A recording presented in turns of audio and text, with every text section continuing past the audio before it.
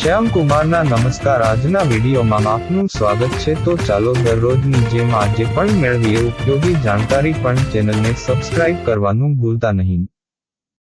ગરમ ઠંડો શેક. હેલ્થલાઇનના રિપોર્ટ અનુસાર કમરના દુઃખ ખાવાથી છુટકારો મેળવવા માટે ગરમ ઠંડો શેક કારગર માનવામાં આવે છે.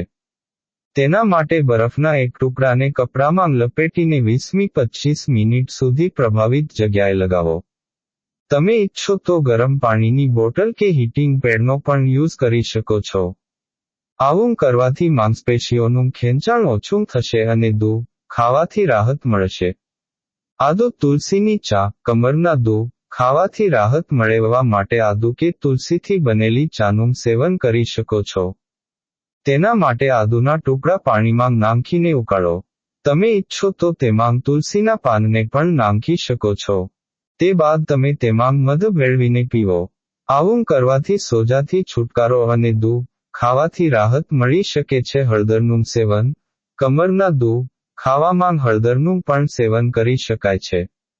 જણાવી દઈએ કે હળદરમાં કર્ક્યુમિન નામનું તત્વ હોય છે, જે સોજો અને દુઃખ ખાવો ઓછો કરવામાં અસરકારક છે.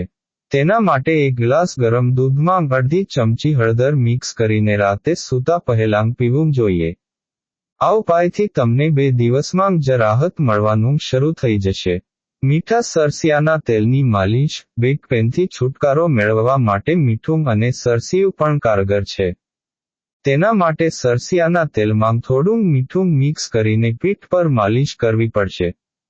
તેના માટે સરસિયાના તેલમાં થોડું મીઠું મિક્સ કરીને ગરમ કરવાનું છે.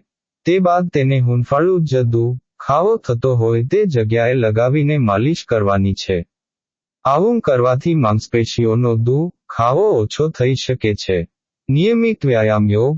રિપોર્ટ અનુસાર નિયમિત હળવો વ્યાયામ અને યોગાસન પીઠના દુઃખ ખાવો ઓછો કરવામાં ખૂબ જ અસરકારક હોઈ શકે છે.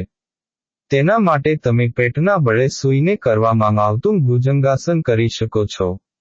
આ સિવાય તમે ઈચ્છો તો પીઠના બળે સૂઈને શવાસન પણ કરી શકો છો.